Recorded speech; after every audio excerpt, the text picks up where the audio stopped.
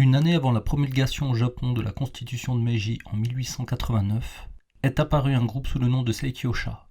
En suivant la formulation de Pierre-François Suilly dans Moderne sans être occidental, il est possible de dire que, je cite, « le nationalisme en tant que doctrine apparut ». Le groupe du Seikyo-sha, au travers de son journal Nihonjin, les Japonais, a pris position dans un débat mêlant plusieurs niveaux de discours, fortement orienté par la question de la construction de l'État-nation, qui allait émerger de manière imminente sous la forme d'une constitution. En effet, en 1881, sous la pression d'entités comme celle du Mouvement pour les libertés et le droit du peuple, mais aussi suite à des débats internes et des scandales touchant le gouvernement constitué d'une oligarchie, l'empereur a promulgué un édit promettant une constitution et l'établissement d'une assemblée nationale pour 1890. Je propose en guise d'introduction un rapide résumé des modalités de discours qui coexistaient à cette période, avant de parler plus précisément du Seikyo-sha. Tout d'abord, je peux noter la présence d'utilisation et de réinterprétation des formes de pensée d'avant l'ouverture forcée de 1853, le confucianisme sous diverses formes héritées du néo-confucianisme, du confucianisme des études anciennes, ou encore l'école de Mito, mais aussi des études nationales qui datent approximativement du XVIIIe siècle, avec leurs dérivés qui proposaient d'analyser les textes japonais et non plus ceux chinois. Concernant les études nationales par exemple, un centre pour l'étude des classiques impériaux a été créé en 1882. Ensuite, dès l'ouverture du pays, il s'est mis en place des études approfondies des pensées occidentales, en prenant comme point de départ les études hollandaises qui avaient déjà cours. La dynamique qui consista à envoyer des Japonais en Europe ou aux États-Unis pour décrire et traduire les institutions et les sciences en forgeant des néologismes, a donné les bases de la modernisation et de l'établissement d'un État-nation au Japon. Ces auteurs, en général influencés par le positivisme et par l'utilitarisme, ont été appelés les Lumières japonaises. La société de l'An-6 de Meiji, Meirokusha, est représentative de ce moment. Ces lumières ont profité dans les années 1770 d'une vaste diffusion et ont accompagné la dynamique des mouvements politiques demandant l'établissement de droits naturels pour le peuple. De plus, au tournant des années 1880, au travers de professeurs étrangers invités et d'institutions étatiques comme l'Université de Tokyo, il y a eu l'introduction de théories liées à l'idéalisme allemand. Cette dynamique semble suivre l'orientation du gouvernement souhaitant produire une constitution inspirée de celle prussienne. Parallèlement, l'évolutionnisme social de Spencer trouve une grande résonance au Japon, cela en donnant au rapport de force politique des bases prétendument scientifiques par le truchement des sciences naturelles. Enfin, pour placer le débat dans lequel le Seikyo-sha émerge, il me reste à signaler qu'à la fin des années 1880, le journal le plus influent est Kokumi no Tomo, l'ami du peuple, dont le premier numéro paraît en 1887. Son fondateur, Tokutomi Soho, s'appuiera sur des principes évolutionnistes proches de Spencer, mais aussi sur des notions des Lumières japonaises, ce qui dans le cas précis guidera la modernisation vers des modèles de contractualisation, amenant la paix entre les peuples. Sa sensibilité intellectuelle est généralement étiquetée sous l'appellation « populisme démocratique ». Il a largement été qualifié d'occidentaliste, dans le sens où la modernisation par un optimisme pacifiste se libérerait du passé et des modèles hérités. Face à ces diverses entités intellectuelles, le groupe du Seikyo-sha peut être considéré comme l'accumulation d'individualités venant de domaines différents. En ce sens, c'est plus un collectif qu'une doctrine totalement cohérente. Morvan-Peroncel, dans son livre datant de 2016, Le moment nipponiste, présente le Seikyo-sha de la sorte. Je cite. Le Seikyo-sha fut d'emblée une entreprise collective, dont les camarades fondateurs se trouvaient sur un pied d'égalité. Ce caractère collégial explique en partie que, malgré les refus qu'il partageait, l'orientation de la revue n'a jamais été aussi facile à cerner qu'on le laisse parfois entendre. S'il y a bien une critique commune, celui d'un occidentalisme aveugle qui ferait perdre toute spécificité à la nation, les propos des auteurs du Seikyo-sha sont relativement multiples. Ainsi, le nom même du groupe ne véhicule pas une position claire. Je cite Morvan-Peroncel. Le nom de la revue serait un compromis. Au témoignage de Tanahashi, si Sei est bien mis pour Seiji, politique, gouvernement, Kyo aurait été mis pour Kyoku, enseignement, dans l'esprit de certains, plutôt pour Shukyo, religion, selon d'autres. Le résultat de cet accolement est donc un peu vague. Si bien qu'une traduction, Société pour la politique et l'éducation ou la religion, risquerait d'induire en erreur par trop de précision. Morvan-Peroncel propose de suivre plusieurs figures de ce groupe, chacun affichant une orientation possible du Seikyo-sha. Par exemple, celle d'Inoue Enryo qui pose le phénomène religieux comme central à la nation japonaise, avec une théorisation moderne du bouddhisme, ou encore Miyake Setsurei, qui d'un point de vue philosophique est influencé par Hegel et tente de revigorer une philosophie qui serait orientale. L'auteur le plus connu du Seikyo-sha est vraisemblablement Shiga Shigetaka, Il écrit d'un point de vue qualifiable de scientifique. C'est lui qui a écrit le manifeste du journal Nihonjin. C'est probablement lui qui a formé le néologisme de Kokusui, traduisible par essence nationale ou génie national. Et il a été l'auteur d'un livre à grand succès paru en 1894 sous le nom de Le paysage du Japon. Dans ce livre, il valorise le paysage japonais à travers un mélange de notions scientifiques et géographiques, mélangées à des notions esthétiques évoquant le romantisme des paysages européens. Ainsi, il peut facilement porter l'étiquette de nationaliste, de défenseur du génie national, de romantique, ou encore de sentimentaliste au travers des représentations paysagères. En même temps, c'est un homme tout à fait moderne, il est scientifique, et son livre peut être lu comme une sorte de guide de voyage précédant un tourisme de masse sur le point d'émerger. Sur ce dernier point, je cite Peroncel, : c'était en même temps des listes de choses à voir, c'est-à-dire à aller voir, d'un point de vue indiqué souvent avec une grande précision, à déchiffrer et contempler en suivant les explications de Shiga. Cette promotion d'un loisir moderne était aussi la promotion d'un type de pèlerinage séculier, pour reprendre la formule de Benedict Anderson, propre à nourrir le sentiment national et à y répondre en lui donnant un contenu. Ce contenu d'un sentiment national, ce kokusui ou génie national, je pourrais me demander sur quoi porte-t-il d'après Shiga. À la lecture du manifeste du journal Nihonjin, ce génie national ne serait pas un objet spécifique, un dogme théorique ou un style littéraire, mais il serait le résultat d'un processus physique, chimique, propre au fait d'habiter dans un territoire particulier. Cette logique ressemble à ce que Herder décrivait au XVIIIe siècle concernant la naissance des différents peuples. Je cite Shiga, : ce que j'appelle génie national, kokusui, s'est constitué, éclos et agrandi, s'est développé en s'adaptant et en se conformant aux influences de tous les éléments présents dans l'environnement du territoire japonais et à leurs réactions chimiques, pour se transmettre dans le peuple du Yamato et s'y transformer. Ce peuple du Yamato, dont proviendraient les premiers habitants japonais, ne resterait pas l'égal de lui-même en tout point. Il se transformerait, il évoluerait, mais garderait quelque chose en son sein. Je cite toujours Shiga, : de même que les animaux se transforment pour s'adapter aux circonstances, de même le peuple du Yamato doit adapter ses formes et son esprit, à condition de ne pas enfreindre la grande loi qui lui demande de prendre pour critère de ces transformations la conservation de son génie national. Ainsi le kokusui, le génie national, ne serait pas une anhistoricité, un refus du changement ou de relation avec une extériorité, mais ce serait plutôt quelque chose d'une assimilation, d'une évolution. Je cite Shiga, : je ne désire pas qu'on préserve absolument tous les éléments originels propres au Japon, qu'on les maintienne tous et sans exception. Je souhaite seulement que, si l'on importe la civilisation occidentale, on la fasse d'abord triturer à cet estomac qu'est le génie national, qu'on la fasse assimiler à ce corps qu'est le Japon. L'évolutionnisme et les métaphores entre organismes et nations ne sont pas sans rappeler les théorisations de Spencer. Le Japon considéré comme un corps, digérant les importations et produisant du national, fonctionnerait par analogie avec l'idée d'un organisme qui garde et renforce son unité, alors qu'il ne cesse d'absorber des aliments extérieurs.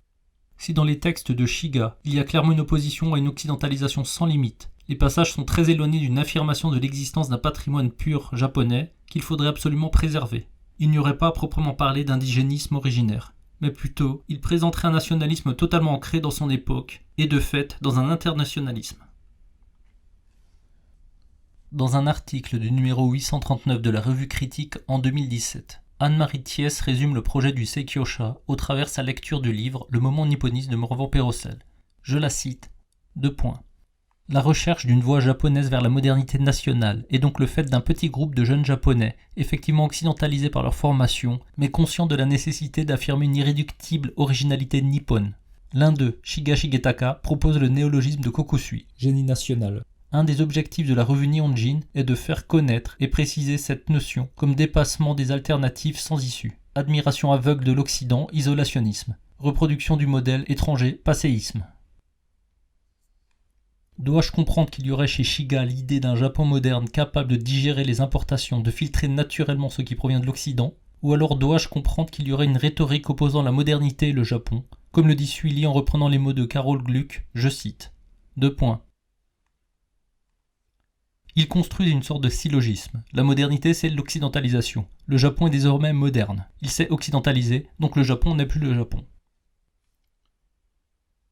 En suivant Morvan Perroncel, le mot bunmei, la traduction de civilisation, n'apparaît pas chez Shiga, qui lui préfère le mot kaika. Je cite Morvan Perroncel, : kaika désigne une transformation ou un accomplissement, plutôt qu'un état ou un phénomène universel, ce qui est le sens de bunmei. Le choix de kaika souligne l'idée que la civilisation comporte une idée de singularité. Il ne s'agit pas, ou pas seulement de rejoindre un progrès de l'humanité tout entière, comme c'était le cas chez Fukuzawa Yukichi, mais d'en produire une illustration nouvelle. Dans ce qui sépare Shiga de Fukuzawa, on retrouve ainsi la distinction étudiée par Norbert Elias entre civilisation et culture, marquée chez de nombreux auteurs allemands à la fin du XVIIIe et au XIXe siècle, qui faisaient primer la Kultur en insistant sur son caractère de réalisation particulière, contre l'idée dominante en France et en Angleterre, d'un progrès dont l'horizon serait fondamentalement universel. Il y aurait ainsi bien eu au Japon quelque chose d'équivalent au débat politique entre les Lumières et le romantisme qui se serait rejoué sous la forme d'une opposition entre Lumière japonaise et nipponisme. L'invention des traditions et des supposées identités nationales seraient les phénomènes liés aux questions de la construction des différents États-nations partout dans le monde. Cela dans un débat entre universalisme et différentialisme. Mais cette querelle entre lumière et romantisme, entre raison et sentiment, entre science et religion, entre universalité abstraite et culture traditionnelle, me semble se jouer d'une manière particulière dans le contexte japonais. En effet, Shiga Shigetaka pourrait fortement appartenir au camp du romantisme politique, et aussi du romantisme esthétique au travers de son livre sur le paysage. Néanmoins, la rationalité et la scientificité est fortement mise en avant, de telle sorte que la modernité est affirmée au détriment de la traditionnalité.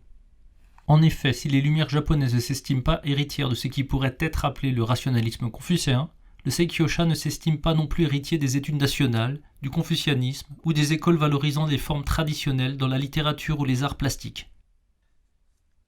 Ainsi, je cite Shiga dans son manifeste. : Je ne suis pas de ceux qui reprennent les mots des nativistes, de ceux qui parlent à tort et à travers de pays divins, de pays des kami et de petits-fils du ciel.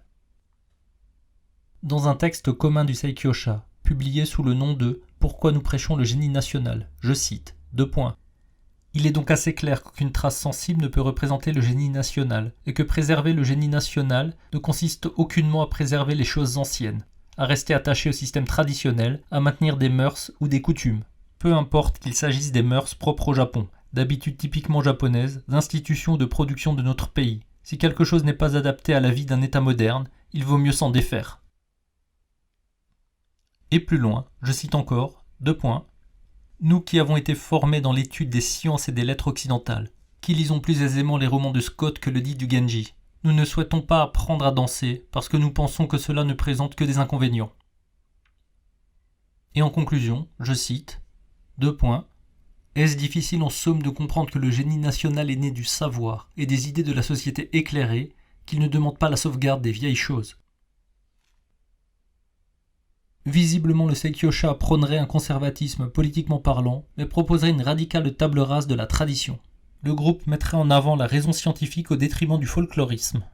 Sous cet aspect, les oppositions du débat politique tel qu'il a été initié en Europe, entre lumière et romantisme, entre progressisme et conservatisme, semblent chamboulées. Le Seikyo-sha proposerait une forme de nationalisme en réelle rupture avec le nativisme, ou avec le fantasme d'un retour à une institution impériale antique, telle qu'elle a pu être rêvée avec la restauration de Meiji. Il n'en reste pas moins qu'au-delà de la critique de l'anhistoricité du Kokugaku, des études nationales, ces domaines aussi tentaient alors de s'adapter à la modernisation.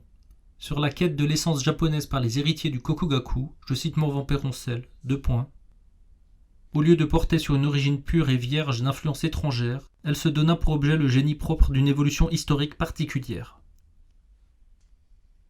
Malgré les propos de Shiga Shigetaka, il y aurait eu des ressemblances entre le projet nipponiste et les réinterprétations du nativisme de cette période. Et c'est probablement pourquoi, je cite encore, : On ne trouve dans Nihonjin que des allusions très critiques au courant des études nationales ou à l'école de Mito. Cette hostilité tenait aussi à la crainte d'y être assimilée par l'opinion. Il y avait bien formellement un point commun.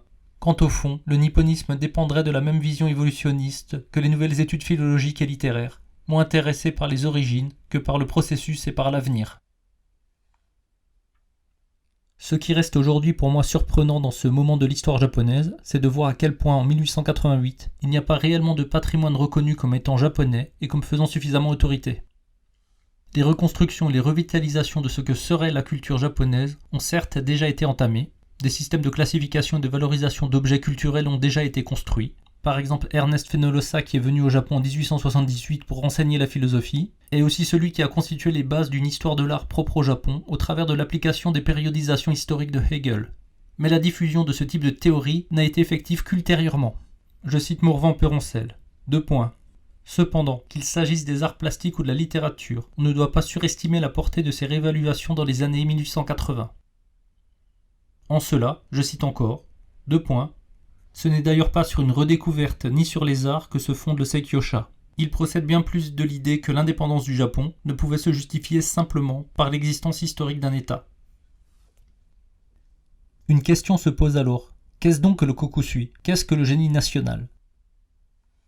Pour répondre à cette question, Kikuchi Kumataro a tenté de synthétiser une position cohérente dans l'article « Le fondement du génie national » paru dans le journal Nihonjin en 1888.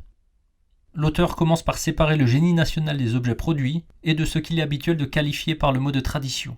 Je le cite, : L'erreur aujourd'hui la plus répandue consiste ainsi à croire que préserver le génie national signifie la même chose que préserver les productions nationales. Et plus loin, je cite, : Le génie national est l'esprit propre à un pays, l'esprit commun d'une nation. Ce sont des sentiments qui n'ont point de forme. C'est une pensée, une volonté. Le grand Bouddha ou les lacs peintes ne sont que de grossières traces sensibles et ne peuvent le représenter. D'un pays, le génie est un. Aussi ne peut-il être confondu avec les productions. Pour Kikuchi Kumataro, quels pourraient être ces sentiments qui n'ont point de forme mais qui doivent être en harmonie avec les nouvelles institutions du Japon? Voici sa réponse, je la cite, : Le génie du Japon n'est d'ailleurs que dans les sentiments de notre propre nation pour la maison impériale. Ôtez ces sentiments, je ne vois plus au Japon le moindre génie national. Et plus loin, je cite, : De tout ce qui est propre au Japon, matériel ou spirituel, y a-t-il quelque chose dont l'origine soit plus ancienne que ces sentiments? Quelque chose dont la puissance soit plus immense? Quelque chose qui soit plus impossible aux autres nations d'imiter? L'an 1890 n'est pas loin, le moment vient où nos institutions vont se transformer. Je me réjouis de les voir bientôt devenir une monarchie constitutionnelle. Je me réjouis de cette chance qui sera donnée à notre génie national de se renforcer. D'après Kikuchi Kumataro, le kokusui, le génie national ou l'essence nationale au Japon serait le sentiment de la population envers une institution impériale réputée continue depuis plus de 2 millénaires et demi. Cette réponse peut paraître surprenante ou paradoxale. Elle stipule que l'on puisse développer un sentiment pour une lignée aristocratique intemporelle, cela en pleine modernisation. Mais il faut reconnaître que cette idée est moderne et intemporelle. En effet, l'empereur Meiji serait la figure de la modernité, mais il synthétiserait aussi la cohérence d'un peuple japonais depuis son origine, non par une relation de sujétion à son monarque, mais par celui d'une relation sentimentale. Pour Kikuchi Kumataro, il serait nécessaire que la figure impériale reste sur le plan émotionnel ou symbolique. Et il ne faudrait surtout pas accorder une efficience politique à l'empereur. En effet, la stabilité d'un sentiment positif ne peut subsister que si la figure en question ne possède pas la moindre occasion d'agir sur le réel. Il faudrait ainsi plutôt instituer la responsabilité du Premier ministre pour préserver et favoriser le génie national japonais. Dans la revue Nihonjin en 1888, je le cite, : Défenseur du génie national, je souhaite ardemment que l'on ne confie aucune responsabilité politique directe à la maison impériale. Kikuchi Kumataro appuie son souhait sur le fait historique que l'empereur n'avait pas de pouvoir effectif depuis le shogunat de Kamakura et qu'il n'existait qu'en tant que figure symbolique, de figure morale ou de figure spirituelle. Je le cite, : Bien que la lignée du shogun ait souvent changé, les sentiments de la nation pour la maison impériale n'en ont pas été affectés, tandis que le génie japonais augmentait son éclat. Par rapport à la figure impériale, la constitution Meiji promulguée le 11 février 1889 n'a pas suivi l'attente des nipponistes. En effet, l'empereur se retrouve concrètement en position d'arbitre. S'il devient effectivement une référence morale et spirituelle, il devient aussi un dirigeant actif et légitimé de manière théocratique. Dès lors, ses choix en tant qu'homme ont été potentiellement lourds de conséquences. Et il est de fait devenu celui qui a la possibilité de valider n'importe quel massacre au nom d'un destin céleste. Je pourrais dire que la réalité politique dépasse tous les débats et toutes les positions intellectuelles d'avant 1889, à la fois des Lumières ou des nipponistes.